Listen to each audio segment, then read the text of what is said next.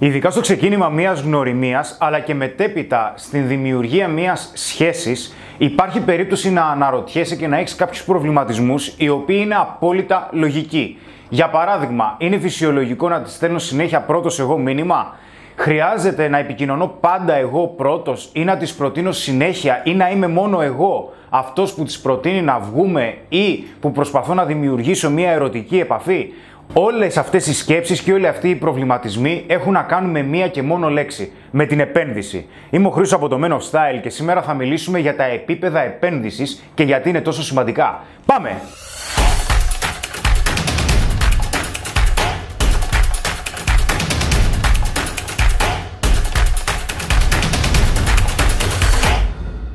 Για να στο μεταφέρω όσο πιο απλά γίνεται, η επένδυση έχει να κάνει με το ενδιαφέρον που δείχνουμε και κυρίως έχει να κάνει με την επένδυση χρόνου και προσπάθειας σε ένα άτομο που μας αρέσει και στη συγκεκριμένη περίπτωση σε μια γυναίκα που μας αρέσει. Όμως, όταν έχουμε να κάνουμε με τα επίπεδα της επένδυσης, υπάρχουν δύο θεμελιώδη στοιχεία τα οποία χρειάζεται να αξιολογούμε διαρκώς. Το πρώτο είναι ότι υπάρχει περίπτωση, υπάρχει το ρίσκο να επενδύσουμε πολύ μεγάλο χρόνο και πολύ μεγάλη προσπάθεια σε μια γυναίκα που εν τέλει δεν της αρέσουμε και στο τέλος να απογοητευτούμε. Το δεύτερο είναι λίγο πιο πολύπλοκο, γιατί έχει να κάνει με την επένδυση χρόνου και προσπάθειας σε μια γυναίκα που μας αρέσει, της αρέσουμε, όμως υπάρχει περίπτωση να δώσουμε υπερβολική επένδυση από την αρχή και στο τέλος να φανούμε δεδομένοι με αποτέλεσμα η έλξη να βρεθεί σε ελεύθερη πτώση. Το πρώτο κομμάτι, δηλαδή να δώσουμε πολύ μεγάλη επένδυση και στο τέλος να μην αρέσουμε στη γυναίκα και να απογοητευτούμε, είναι κάτι πιο απλό και πιο ξεκάθαρο. Γιατί τα πράγματα φαίνονται από την αρχή και κυρίως θα χρειαστεί να έχεις τον τρόπο σκέψης πως ασχολείσαι με ανθρώπους οι οποίοι ασχολούνται και εκείνοι μαζί σου. Αν εσύ ασχολείσαι με έναν άνθρωπο, αν ασχολείσαι με μια γυναίκα, επικοινωνείς μαζί της, της δείχνεις ενδιαφέρον, αλλά βλέπεις πως δεν υπάρχει και η στοιχειώδη ανταπόκριση, τότε προφανώς υπάρχει θέμα. Γιατί έχει να κάνει με την επένδυση που δίνεις και προφανώς με την επένδυση που παίρνεις. Και όταν αρέσει σε μία γυναίκα, τότε αυτά δεν θα βρίσκονται σε πολύ μεγάλη ανισορροπία μεταξύ τους. Αυτό που θέλω να θυμάσαι για το πρώτο θεμελιώδη στοιχείο όσον αφορά την επένδυση είναι πως όταν επενδύεις περισσότερο, πολύ περισσότερο σε μία γυναίκα η οποία δεν επενδύει και εκείνη σε εσένα, είναι πολύ πιθανό να φας κόλλημα, γιατί συνήθως κόλλημα τρώμε όταν δεν ικανοποιούνται οι προσδοκίες μας, όπως θα δούμε στη συνέχεια, και στο τέλος φτάνουμε να κυνηγάμε την ιδέα που έχουμε για τη γυναίκα ή για την κατάσταση που ενδεχομένως προκύψει με τη συγκεκριμένη. Ένα πολύ συνηθισμένο λάθος που κάνουμε στα επίπεδα επένδυσης είναι πως εστιάζουμε κυρίως στο πόσο ενδιαφέρον θα δείξουμε εμείς και δεν αξιολογούμε την επένδυση και το ενδιαφέρον που παίρνουμε από τη γυναίκα. Γιατί πολύ απλά προσπαθούμε να αποδείξουμε στη γυναίκα πως αξίζουμε την προσοχή της και πως γενικότερα μερικές φορές προσπαθούμε να εντυπωσιάσουμε για να εδραιώσουμε την αξία μας στα μάτια της. Όταν όμως βλέπουμε ότι δεν παίρνουμε την επένδυση που θα θέλαμε από τη γυναίκα, τότε υπάρχει περίπτωση να αντιδράσουμε υπερβολικά και να βγάλουμε θυμό προς τη γυναίκα που μας αρέσει ή προς τον εαυτό μας, ή να συνεχίζουμε να επενδύουμε περισσότερο, δηλαδή να προσπαθούμε όλο και περισσότερο να την πείσουμε πως εν τέλει εμείς είμαστε ο πρίγκιπας των ονείρων της. Και μέσα σε αυτή τη διαδικασία όχι μόνο τρώμε περισσότερο κόλλημα, όχι μόνο ρίχνουμε την αξία μας, αλλά και μπαίνουμε σε μια διαδικασία να κυνηγάμε κάτι το οποίο ουσιαστικά μας έχει δείξει ότι δεν μπορεί να ικανοποιήσει τις ανάγκες που έχουμε τη συγκεκριμένη χρονική περίοδο. Βέβαια, μην ξεχνάς ότι ισχύει και το αντίθετο.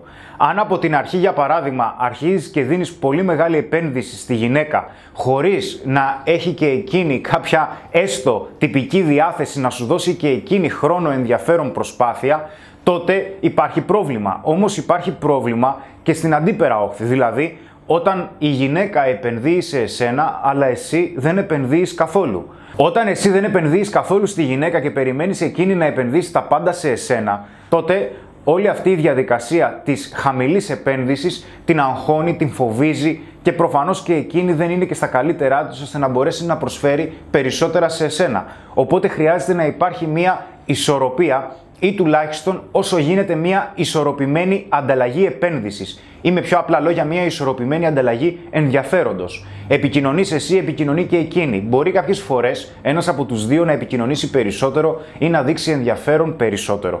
Δεν μπορείς όλα να τα βάζεις σε μια ζυγαριά ακριβίας. Ωστόσο, θα χρειαστεί να έχεις στο μυαλό σου κάποιους πολύ συγκεκριμένους τρόπους σκέψης. Όταν αναλύουμε τις δυναμικές του φλερτ, σίγουρα το τεχνικό κομμάτι είναι πολύ σημαντικό. Ωστόσο, ο τρόπος σκέψης πίσω από τα επίπεδα επένδυσης έχει να κάνει κυρίως με το να μπορείς να διατηρείς την ψυχική σου ηρεμία και προφανώς να έχει και την ψυχική της ηρεμία η γυναίκα. Δηλαδή, πρώτον, όσο πιο ξεκάθαρος είσαι από την αρχή με το τι θέλεις να πάρεις, αλλά και το τι είσαι διατεθειμένος να δώσεις, τόσο το καλύτερο. Γιατί οι ξεκάθαρες κουβέντες αποκαλύπτουν όχι μόνο τη δική σου αλήθεια, αλλά και την αλήθεια του άλλου.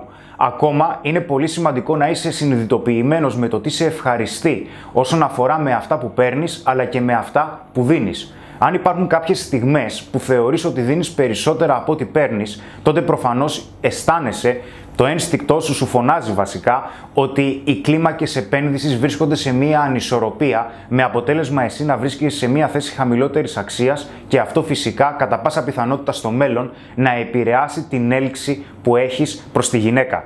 Οπότε, σε αυτή τη διαδικασία θα χρειαστεί εσύ ο ίδιος να αξιολογείς αν είσαι ευχαριστημένος με αυτά που δίνεις και ταυτόχρονα αν είσαι ευχαριστημένος με αυτά που παίρνεις. Αν δεν είσαι απελπισμένος, αν ξέρεις τι σε ευχαριστεί και τι είσαι διατεθειμένος να δώσεις και ταυτόχρονα έχετε μια ποιοτική επικοινωνία με τη γυναίκα, έστω και σε ένα βασικό επίπεδο, τότε έχεις μια πολύ καλή βάση για να στηριχθεί το ξεκίνημα μιας νέας σχέσης. Έτσι κι αλλιώς πρέπει να θυμάσαι ότι σε οποιαδήποτε επαφή υπάρχει ένα όριο που δεν μπορεί να ξεπερνιέται, γιατί όσο περισσότερο ξεπερνιέται, τόσο περισσότερο καταπιέζεσαι. Και αυτό είναι η ψυχική σου ηρεμία.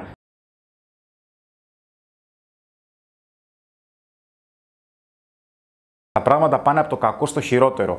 Στραβά και ανάποδα, πολύπλοκα, περίεργα, στις περισσότερες περιπτώσεις αυτό δεν θα εξελιχθεί σε κάτι καλύτερο και ποιοτικότερο, αλλά σε κάτι χειρότερο.